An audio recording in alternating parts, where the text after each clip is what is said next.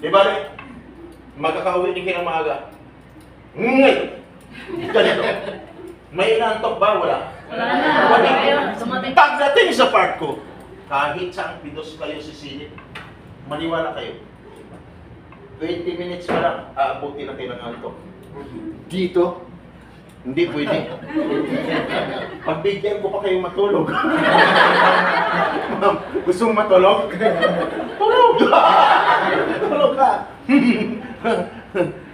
Magbigyan ko pa yung matulog. Pero kaya ang tanong, makakatulog ka kaya?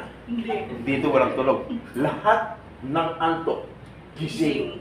Lahat ng gutom, busog. Busog. Grabe ma'am. Maniwala ka sa akin, mabubusog ka. Ay, ganito. Ay, dito minsan, himatay na dito. Viral kaya yun. Isang video lang. Magsi-70 views.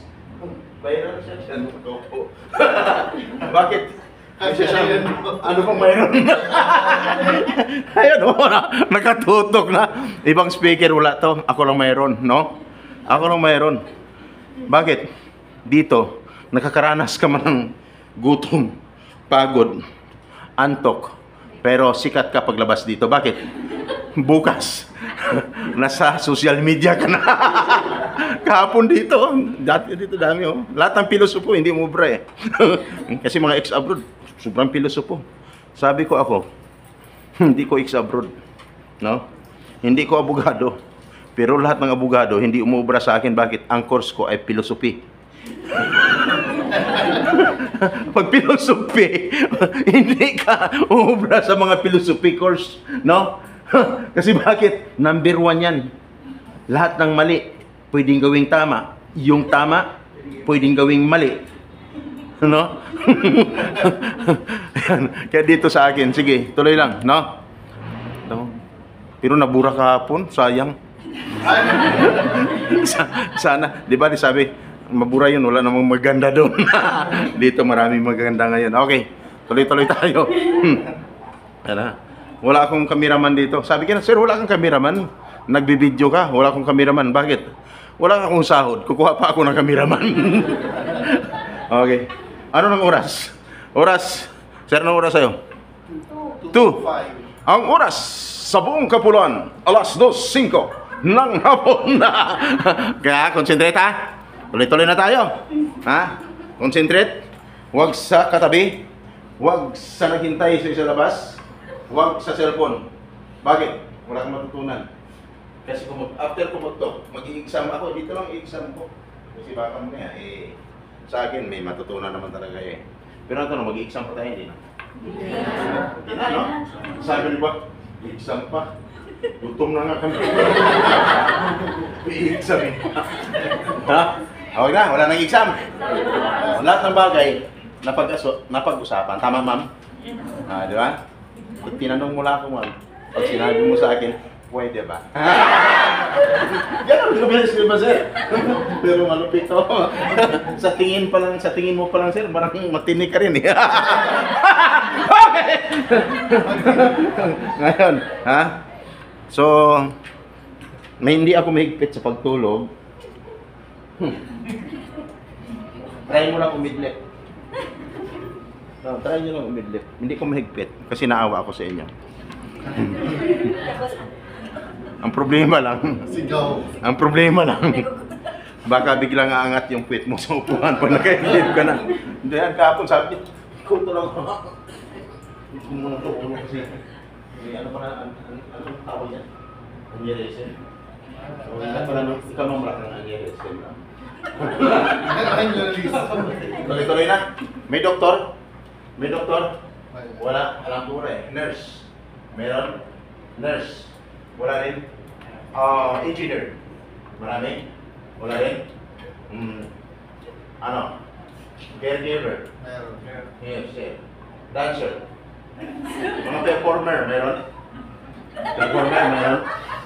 Pag mayroon, pagbigyan ko kayo. Alam ko kung sinong magaling, ma'am. Magaling kang kumanta? Ano ka, singer? Singer po kayo? Hindi. Dancer. Kasi may magaling kumanta dyan, hindi ko na ipagpatuloy yung ano, kantahan ng tayo. Okay, wala na. Walang singer dyan. Kasi kung may singer, huwag mahiya. Mga performer dapat hindi mahihain. No? Dapat palaban. Tama? Palaban ang mga performer. Kung kumanta ka naman, ay babawi din naman ako para sa'yo. Ang awitin ko para sa'yo ganito. So, when will you be mine?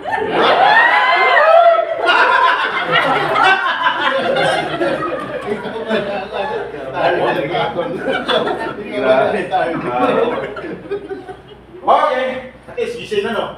Ang purpose ko lang magising kayo para makuha ko yung attention nyo. Tama?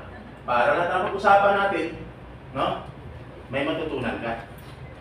Kasi ang pagiging buhay OFW ay hindi madali. Ngayon, tatanungin kayo, kamusta naman po ang excitement ninyo? Kasi tapos na ang pinos ni Ma'am Sandra Lynn, no? After ng pagtuko dito, bigayan ng certificate, tama? So syempre, bigayan ng certificate, alam ko yung excitement mo nasa 100% na. No? Ang problema lang, kadalasan after ko mag-talk, no? Yung 100% na excitement, nauubos po. Nauubos, bakit? May part ako na binabanggit dito na halos more on discouragement. Na sa pag-akala mo, pag ikaw nag-attend ng training, okay na, puro lang encouragement. Sa part ko, more on discouragement. May maririnig kayo. Yung mga bagay na yan, na pag narinig mo, akala mo katakot-takot, kakaba-kaba, na pag narinig mo, after ko mag-talk, parang ayaw mo nang tumuloy mag-abroad. Bakit? Dahil sa mga narinig mo. Guys, hindi ko ito sasabihin upang takutin kayo. Ang purpose ko lang, malaman ko kung gaano ang katibay ang loob. Kasi ang buhay isang OFW, dapat hindi lang masipag, no? Magaling, no? Magaling, tiyaga, dapat may tibay na loob at pagba. Tinatanong kung tutuloy ba o hindi. Ang sagot, tuloy pa rin. Tama? Sino mga ex-abroad? Taas yung mga kamay. Ex-abroad. Thank you. First timer, taas yung mga kamay. Mas marami ang mga first timer. Umpisahan ko na, thank you sa inyo lahat. Welcome po sa inyo lahat dito sa Pidos. Ngayon, o baka may taga-agency dyan ha, nag-observe sa akin, sabihin mo, ito na nga ang speaker na katakot-takot. No, na pagdating dito, talagang parang ang mga applicants namin, baka mamaya mag-back out na lahat. Mga taga-agencies, kung nandyan kayo, binabanggit ko ito, babanggitin ko ito. Yung mga dapat kong sabihin sa mga OFWs, bakit? Mahal namin ang inyong mga OFWs. Mahal namin. At hindi lang ang mga participants dito mahal namin, pati kayo na agency, mahal din po namin. Bakit? Bakit mahal? Kasi, pag may problema, dapat kaya ng, kayang tiisin ng mga OFW sa labas ng bansa. At dapat alam nila paano solusyonan ang problema. Kasi bakit? Sayang yung pag-upload, pag-recruit ng isang agency na pag na-recruit na akala okay, masarap buhay. Pagdating doon nagka-problema, uwi na ng Pilipinas. Sayang yung ATM ng mga bangko na kinuha ninyo. Puro lang ATM. No? Puro lang ATM. Lahat ng bangko, pagandahan ng bangko. Number 1 sa video, magandang ATM ng video, di ba? Puro ATM ang laman ng wallet mo. Pagdating sa labas ng bansa, kunting problema lang. Hindi kayang solusyonan, kaya uuwi ng Pilipinas. Walang laman. Walang laman. Okay. May makikita kayo dyan sa mga malls, pamaya pag uwi nyo, may makikita kayo dyan sa mga malls. Salpak dito, salpak dito, salpak dito. Lahat ng ATM cards. Ang daming ATM card, ATM machine sa malls. Pag may nakita kayo, no? Yung ginagawa niya, lahat ng ATM machine, sinubukan. Walang lumalabas ng pira. Walang lumalabas na pira. Tandaan nyo, yung tao na yon ay isang OFW. Nagbabaka sakali lang. Baka may lalabas na pira. Baka may naligaw, nagpapadala sa kanyang account. Kasi may problema pala doon sa labas. Tama, sir? Ganun lang yun. Naranasan mo na ba, sir, na nagbabaka sakali? Baka may lalabas. Ganun lang. Hindi mawala yan sa ugali natin ng mga Pilipino. No? Ganun talaga. Tama, ma'am? Sabi ni ma'am, parang ako din noon. Naranasan mo, ma'am, nung nagipit ka. Tapos, naubos na naman ng ATM mo, sinubukan mo ang bangko, baka mayroon. Okay! Sabi ni isa, unsa man ni oy. Alam mo na. Sige naman, walang problema, ma'am. Tuloy lang. Okay. Musta? Okay lang, ma'am. Kala ko si Fernando po. Ha? Kala namin siya si Fernando po na po. Sabi. Sabi ni isa dito, hindi. Parang si Ira. Sabi ko naman, mga kababayan ko. Oy, mabilang ko. Sa loob ng ayaw, matawang. Ako'y nakakaya din naman. Sumagot ang isa, hindi. Parang si Bong Revilla. Ang sabi ko naman, number 16. Sa baluta. Akala mo ha? Okay! Sanay ako dyan. Sus, nako. Dapat mag-OFW survey pa ako eh. No? Class rating survey ng mga ano. Hindi na kayo makarating, no? Hindi na kayo habol ng eleksyon? Hindi na? Hindi na? Pero habol ng boboto pa rin kayo? Hindi na sir, wala naman din. Oh. Ang tanong, halimbawa lang, kasi boboto naman talaga kayo. Kung ayaw mo, walang sa pilitan yan eh. Magkalaban yun, dalawa malakas. Alyansa at saka PDP laban. Sa Alyansa, BBM, sa PDP, Duterte. Okay, ang tanong, Duterte. Oh, sino ang pabor kay Duterte? Taas yung mga kamay, taas. Bubuto lang naman kayo eh. Huwag na kayo mahiya. Okay, yan. Oh, Alyansa. Taas ang mga kamay. Wala na, tunaw na. Alam mo na, tunaw na talaga. Grabe. Problema na nila yan. Basta importante, pag eleksyon, bumuboto tayo. Maniniwala tayo kung anong sinasabi nila. Bahala na sa buhay nila kung hindi nila tutuparin. Tama? Ngayon, butuhan na naman, di ba? Magdasal ka kung sino na dapat. No? Magdasal tayo. Kasi bakit? Sa sunod ako na rin tatakbo. Takbo tayo na. Okay! Hayaan natin sila. Importante para tuloy-tuloy na. Okay. Magtatanong ma'am. Lahat ba yung nakapagsayan ng kontrata? Sino nakapagsayan ng kontrata? Tasin mo naman. Nakapagsayan lang? Wala. Wala pa. Wala ka. Ikaw siya nakapagsayan. Nakapagsayan na kayo? Wala pa? Okay. Sino hindi pa nakapagsayan ng kontrata? Tasin mo kamay. Okay. Mas marami ang hindi pa nakapagsayan ng kontrata. Pero mayroong tumataas ng kamay, mayroong hindi. Dalawang beses ako magtanong kung sino nakapagsayan at hindi nakapagsayan ng kontrata. Mayroong hindi tumataas talaga ang kamay. Magtatanong lang ako sa inyo. Ano kayo? Sabi ng iba, pakialam ko sa iyo. mga Pilipino kasi mga pilosopo. Kunyari nakatingin sa speaker, nakapokus daw talaga ang kanyang mind sa speaker. Tumatango, pero iba ang nilalaman ng isipan, no? Kunyari lang 'yon. Ang nilalaman ng isipan, anong oras mo ba talaga kami pagkawalan dito? Kasi mukhang madaldal ka. Okay! Makakauwi nga kayo. Okay, mag-alala. Okay. Ang pag-usapan natin ay naayon sa batas. Yung batas na yan na dapat mong malaman, na dapat, hindi lang ikaw, pati lahat ng mga nagnais mag-abroad, dapat malaman nila yan. Na? Pati agency, dapat alam nila yan. Kasi bakit? Napakahalaga yan. Yung batas na yan. Kaya dito ngayon, sa pag-apply bilang isang OFW, pag pinasukan mo buhay OFW, dapat maging handa ka. Maging handa ka. Alamin mo kung ano ang pinasukan mo. Alamin mo kung ano ang pinasukan mo. Tama? Kasi hindi po madali ang pagiging buhay OFW. Abroad, magtatanong lang. Isigaw nyo. Iparinig nyo sa mga first timer diyan. Yung totoong buhay OFW pagdating sa labas ng bansa. Ang sagot nyo lang sa akin, masarap lang o hindi. Abroad, sigaw ha. Masarap buhay OFW, hindi. First timer, ang dami nyo. Narinig nyo? Ang sagot ng mga ex-abroad, hindi. Hindi. Ha? Di ba? Bakit kaya hindi? Kasi, Homesick. na-homesick ka. Ano sa homesick? Homesick ka pagdating doon, di ba? Napalay ka sa pamilya mo. Yung ihatid ka parang sa airport, ma'am eh. No? First timer ka ba, ma'am? Ah, ex-abroad ka na rin. Hinatid ka parang sa airport. Yung unang hiwalay mo pa lang sa pamilya, sa mahal mo sa buhay naghatid sa'yo.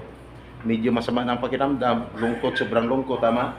Tapos hanggang sa makarating ka doon, nakasakay ka na sa plane, gusto mo mang bumalik at yakapin siya, hindi mo na magawa. Kaya ang lungkot talaga, no?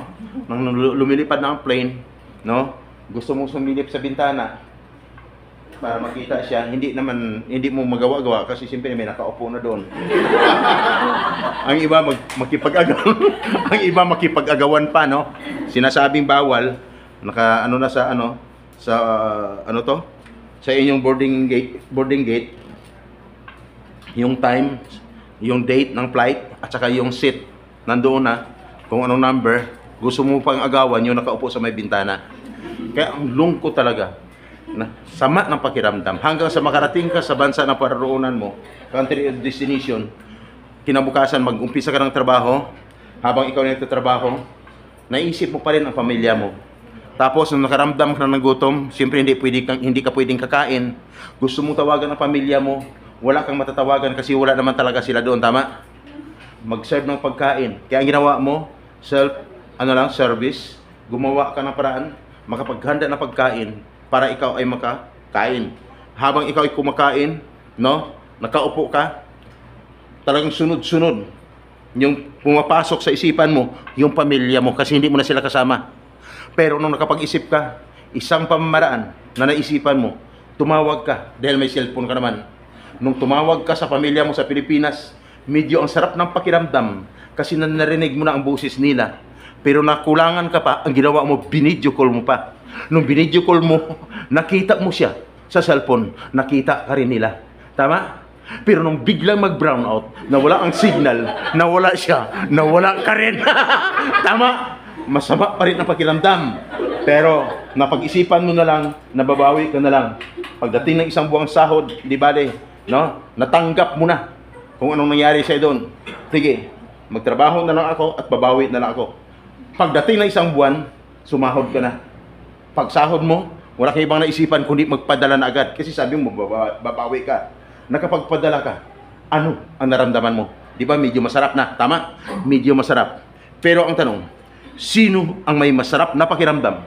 Yung nagpapadala o pinapadalhan mo? Pinapadala. Pinapadalhan mo. Yun ang may masarap na pakiramdam. Tama? Bakit? Habang bilang-bilang nila ang padala mo, mayroon na agad pumapasok sa akin ng isipan, wow, may kasunod pa to. Tama? Ganon. Tama? Yan po ang buhay OFW. Mahirap, sakit, pero sobrang sarap naman. Naranasan mo na, ma'am, yung sobrang hirap na buhay, sakit, pero sobrang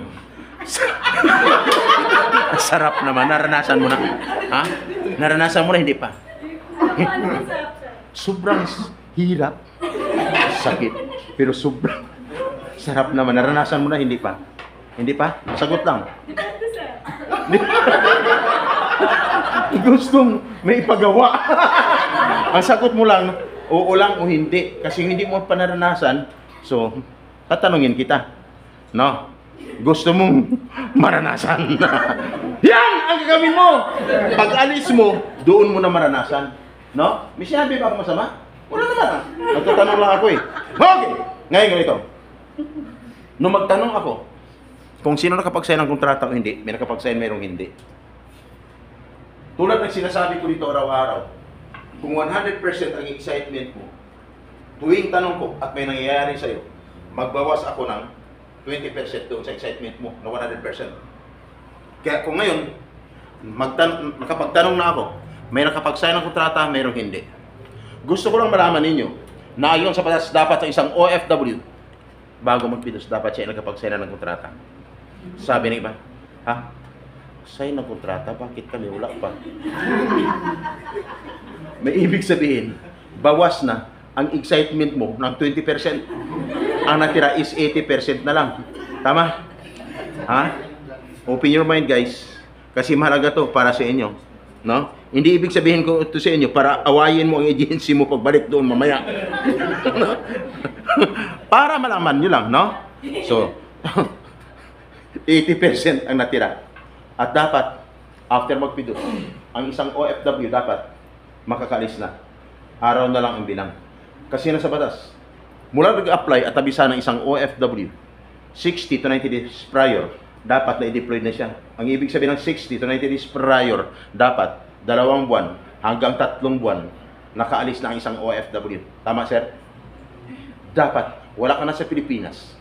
Dapat nasa labas ka ng bansa at dapat wala ka na sa iyong inuupuan dyan ngayon. Sabi ng iba, ha? Tahimik lang, bakit ako? 10 months nandito pa rin. May ibig sabihin, bawas na naman ang 20% ang excitement mo. Ang natira is 60%. At dapat, bakit kailangan makaalis? Kasi hindi lang siya nakapag-sign ng kontrata, hindi lang siya nakapag-pidos. Ang iba dyan nakapagbayad ng placement fee, tama? Ang tanong, pag nagbayad ng placement fee, ang salary is 20,000, magkano dapat ang maging placement fee? Dapat equivalent of 1 month salary. Sabi ng iba dyan, ha? 1 month salary? Bakit sa akin sobrang laki? Dapat katumbas ng isang buwang sahod pagdating sa labas ng bansa. Tama? Kaya kung nangyari sa'yo, another 20% naman ang ibabawas ko sa'yo. Ang natira is 40%. At pag nagbayad, saang lugar? Sa Jollibee, sa Chowking, sa McDo, sa Max Mall Hotel o restaurant, wala sa nabanggit kung na lugar, dapat sa loob ng agency. Sabi ng iba, ha? Agency. Bakit kami? Jollibee. Sabi ng isa nung nakaraan, at least pinamilinda tayo, pare. Ang sabi ko naman, hindi niya pira yun. Pira mo yun. Kaya dapat sa loob ng agency. Pero may sumigaw nung nakaraan, sir, kami sa GCash, pwede ba? Sabi ko, tapos na ang magligayang araw mo. Ayaw ko na mangyari. Nangyari sa 12 teachers, 280,000 bawat isa papuntang Korea. No? Papuntang Korea. 280. Nag-resign sa trabaho para lang kumita ng malaki. Inupiran through online.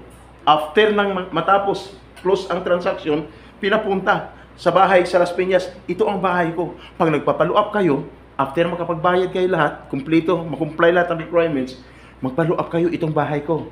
Yes, ma'am, maraming salamat po. Umuwi ng mga bahay. Nag-follow up 1.5 month after. Wala na. Nung pinuntahan sa bahay sa Las Piñas, nangupahan lang pala. Ingat, walang tigil hanggang ngayon.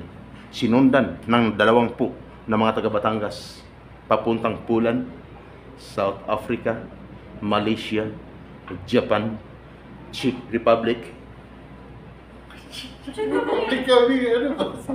Guys, 178,000 lang naman bawat isa. Medyo maliit-liit lang. 1 year na hindi nakaalis. Nalaman ko na lang.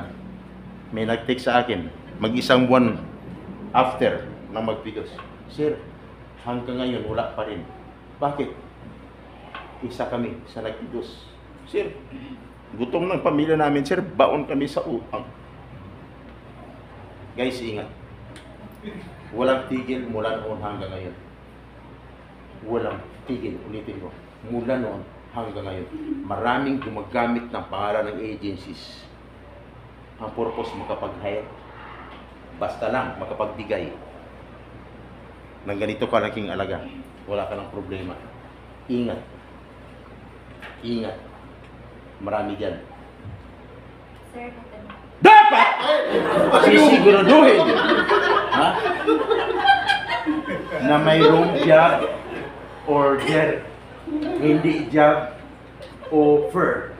Kasi ang job offer pwedeng gamitin anytime kahit saan. Marami niyang magaling ha? Napasok ko. Sir, may job offer naman kami. Sir, legal naman kami. Alam niyo, kahit anong legal yan. Isang batas ang nalabag, isang pagkakamali mo lang pasok sa illegal recruitment. Ingat. Kaya dapat pag nagbayad ka, sa loob ng agency at dapat, no? May receipt. Kaya kung hindi ka nakapagbayad doon sa loob ng agency, another 20% ang mababawas doon sa 40%. 40% na natira. Ang natira is 20%. At dapat, pag nagbayad ay mayroon ka ukulang resibo. Sabi ng iba, resibo. Bakit kami wala? May resibo. O kung may taga-agencies dyan ha, huwag niyong sinabihin at tinuturuan namin yung mga OFWs. Kasi minsan may nag-observe na taga-agency. Gusto lang namin malaman, gusto lang namin mangyari, may natutunan ng OFW, pati agency may natutunan kung nag-attend ka dyan. Kasi iba kunyari nung nagpidos, titingnan ng mukha ko, yan yata yung nag-lecture doon eh. Ang daming natatakot.